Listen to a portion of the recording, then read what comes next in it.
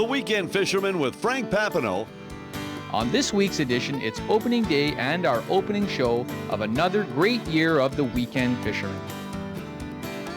Today we travel to a Lake Ontario tributary creek that holds migratory rainbow trout.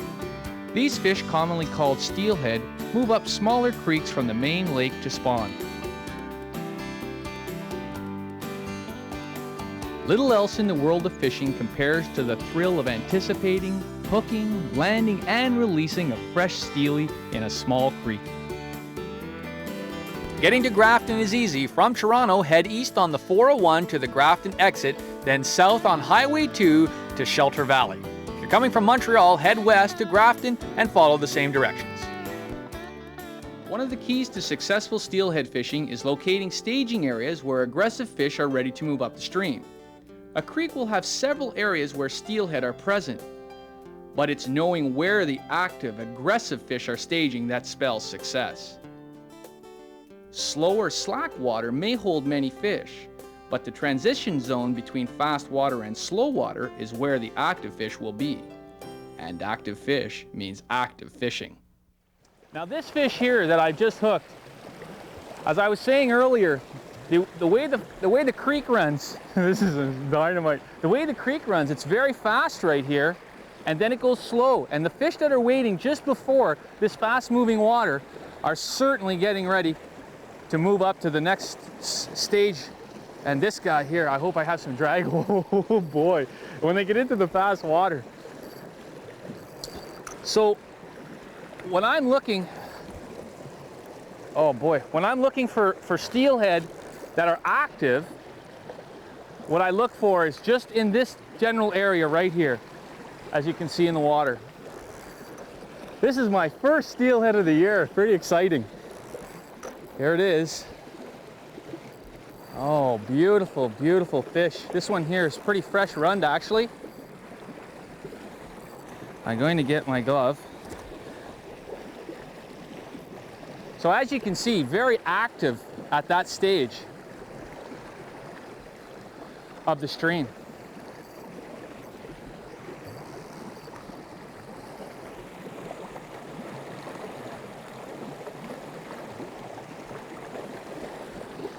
And very, very, very powerful still. Hang on a second here. I'm gonna try to... Uh-oh, now we're in trouble. Underneath the logs. Okay, here it comes. Oh.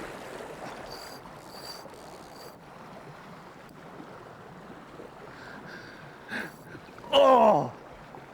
Wow, well there it is. Even though I lost that fish, certainly you can see that in this small little pool that those fish are really aggressive when they get to this part of the water. When they're in the back part, they're certainly going to be a little slower, but when they get into where the fast water starts, they're pretty aggressive. Despite my smile, break-offs are disheartening.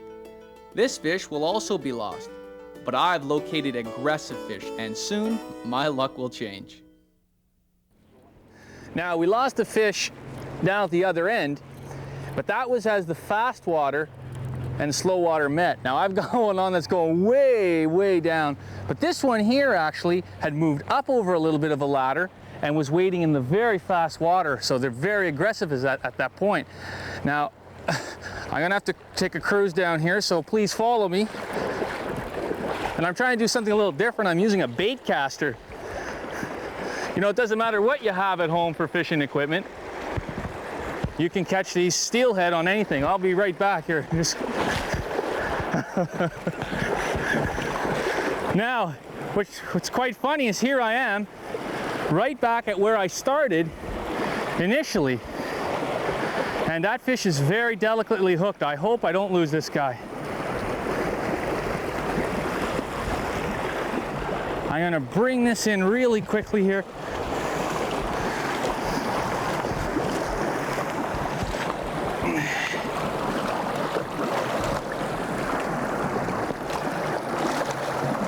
Oh boy, there we go. This is a big, attractive male. And if you can see, today I used a little bit of yellow or chartreuse sponge on this steelhead. But he was very aggressive being at the other end. Now once I'm out of breath. Once I let him go, I'm going to explain to you what's quite unique is he was certainly waiting at the top end and being aggressive, and he's a big male. He would take anything that floated by him. It's funny, I started back here and I lost one, but these fish made itself right back to where they were. Oh boy. So that's what I just wanted to tell you. I had a lot of people last year ask me after I did a Steelhead show about why the fish did these kind of things. So now you know that when they're in one stage they're aggressive, when they're in the next stage they're resting, and when they're in the next stage being back in fast water, they're aggressive again. I'm out of breath. Well, that's my first fish of opening season for this year. Pretty exciting. Took me a while, but pretty exciting. Okay, we'll get set back up and we'll do that again.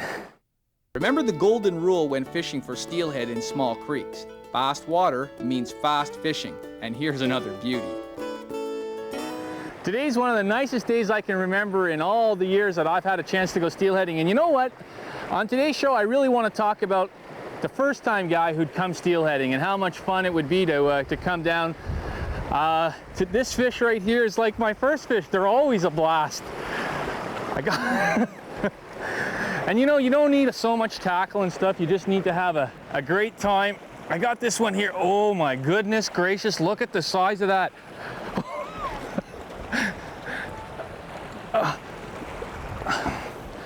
You know, so many things happen when you steelhead fish.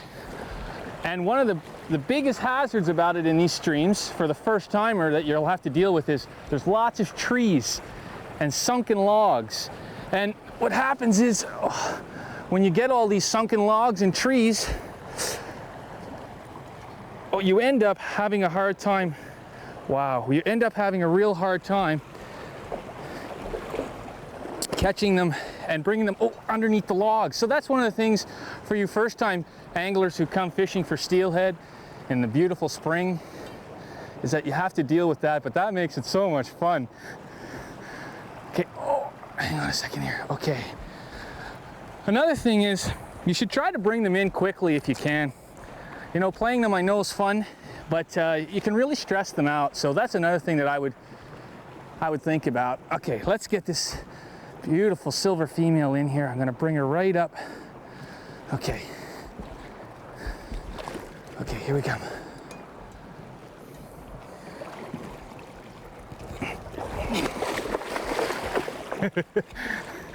Who says you can't go out and have a great time steelheading or fishing anywhere? I hope I can hold on to this fish. Oops, take it easy. I'm gonna show you here. So as I was saying, the first time fisherman, that's what it's all about. You know, once you become a good steelheader, I want to get this out.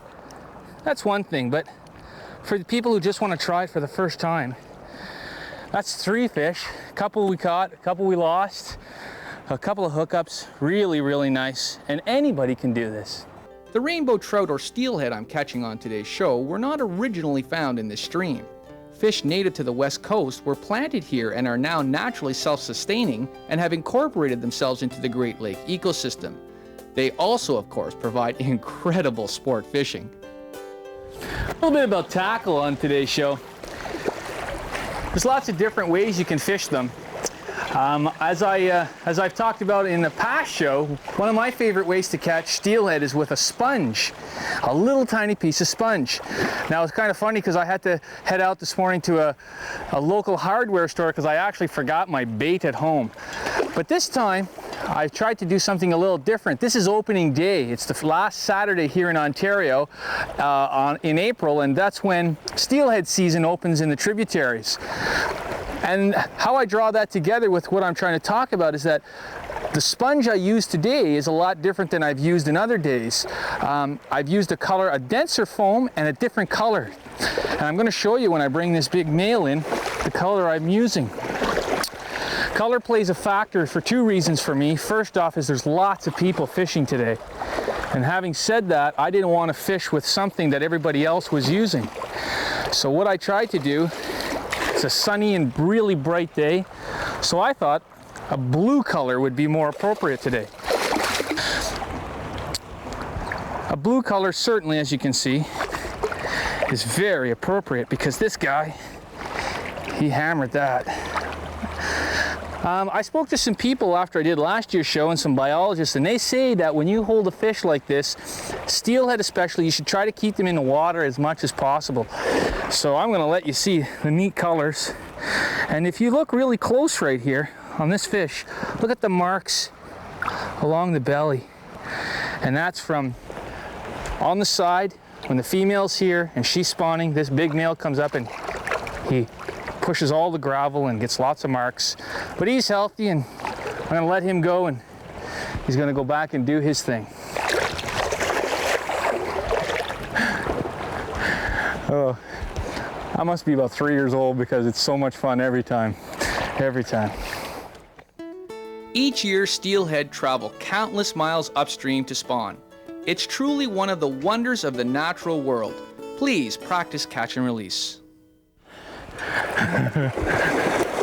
Before we take a break in the action, I thought I'd give you some action.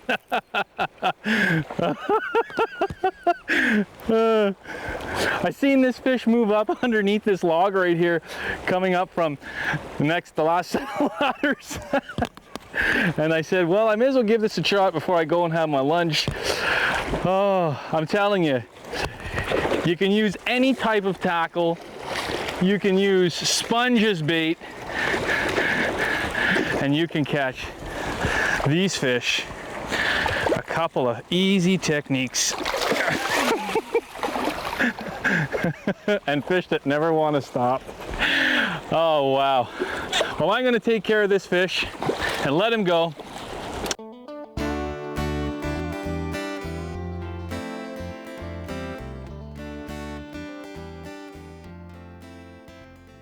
The following morning to find a perfect spring day, bright skies and a warm sun. And my friend Gary had made the 4-hour drive to catch his first steelhead. And as I told him about the previous day's action, his enthusiasm only grew.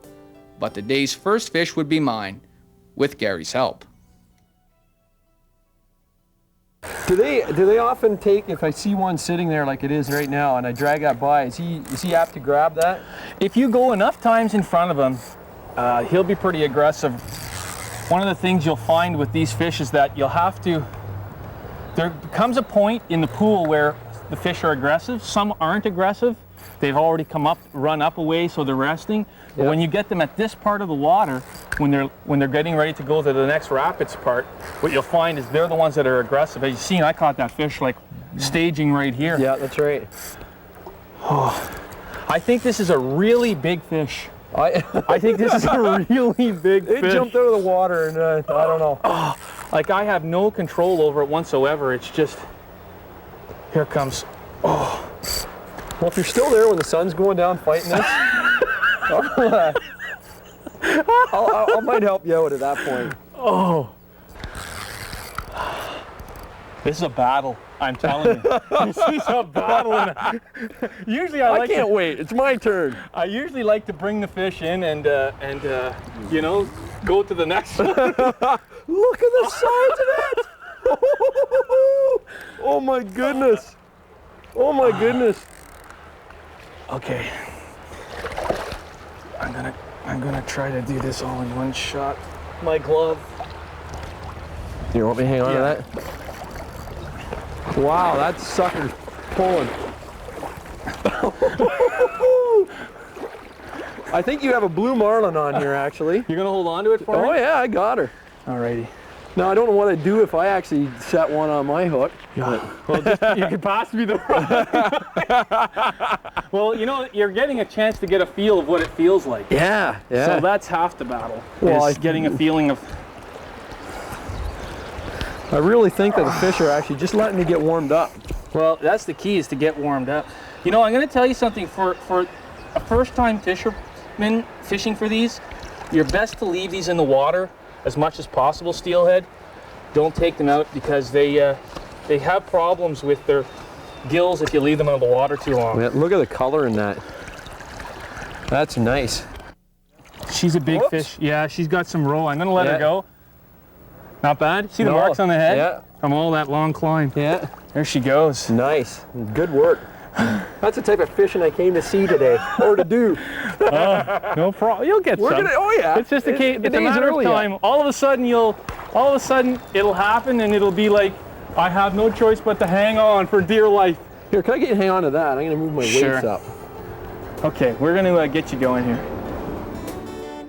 Gary did finally get his steelhead, and what a beauty it was.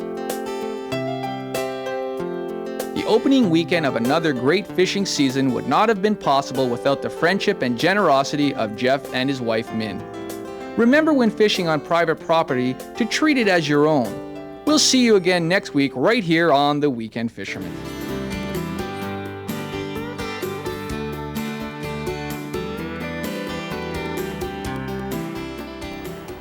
Here it comes. Well, if you're still there when the sun's going down fighting this, I might help you out at that point. Oh.